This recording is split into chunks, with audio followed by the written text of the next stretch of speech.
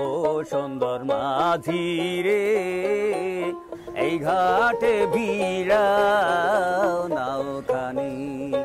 ও সুন্দর মাঝি রে, এই ঘাটে ভিড়াও নাওখানি।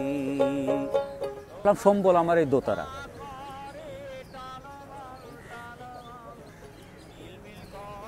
আমার নাম শেখ হারুন রশিদ, পিতা মৃত শেখ ইসাকুদ্দিন, গ্রামের বাড়ি বাগেরহাট রামপাল থানা।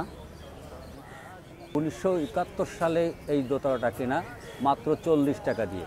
71 থেকে এখনো পর্যন্ত এই চলছে। তাহলে কত বছর বয়স হয়েছে দোতারাটা জানেন। ঘটনা হচ্ছে, আমি কোনো চাকরি করি না, কোনো চাকরিজীবী না বা কোনো ব্যবসায়ী না, আমি অত্যন্ত গরিব মানুষ। বিগত ঘূর্ণিঝড় সিডারে আঘাতে আমার সর্বস্ব সব ধ্বংস হয়ে যায়। সব ধ্বংস হয়ে যাওয়ার পরে দিনাদায়ক হয়ে গেলাম, মানে কোনো কিছু উপায়ন্তর না পেয়ে তখনই আমি আর কি ঢাকায় চলে আসলাম। এখন আমি ঢাকা বেতারে নিয়মিত গান করি। পারি তুমি রে,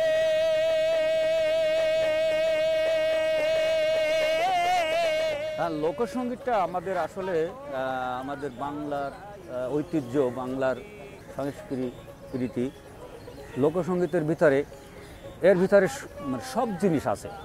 এর ভিতরে প্রেম আছে, বিচ্ছেদ আছে, বিরহ আছে, আধ্যাত্ম রূপ আছে, এহকাল পরকাল, মানে মানুষকে অনেক উপদেশ বাণী আছে, অনেক কিছুই লোকসঙ্গীতের ভিতরে আছে। কিন্তু আধুনিক বা ওই সমস্ত অন্য অন্য গানের ভিতরে কিন্তু এরকম ধরনের অনেক কিছু নাই। এর ভিতরে যা আছে ওর ভিতরে অনেক কিছু নাই।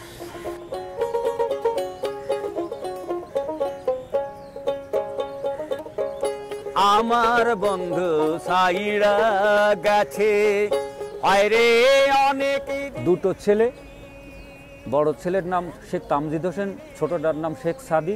বড় ছেলে বিএ অনার্স ভর্তি হয়েছে, এই রানিং মানে। আর ছোটটা এই ফেব্রুয়ারিতে ম্যাট্রিক পরীক্ষা দিবে, এসএসসি পরীক্ষা দিবে।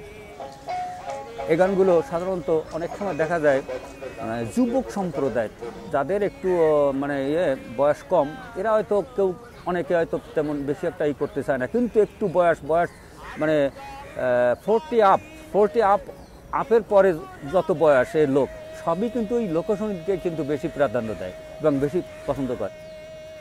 এই লোকসঙ্গীতটা আমাদের বাংলা আস্তে আস্তে কিন্তু অনেকটা কমে আসছে। কিন্তু আমি এই লোকসঙ্গীতকে আরও মানে সংস্কার করে মানে সংগ্রহ করে যাতে এটা বিলীন হয়ে না যায়। হ্যাঁ, এই কারণে এই গানগুলো আমি বেশি করে সংগ্রহ করছি, করে আর কি এই গানগুলো বেশি আর কি প্রচার করছি। ও সুন্দর মাঝি রে, এই ঘাটে ভিড়াও নাওখানি।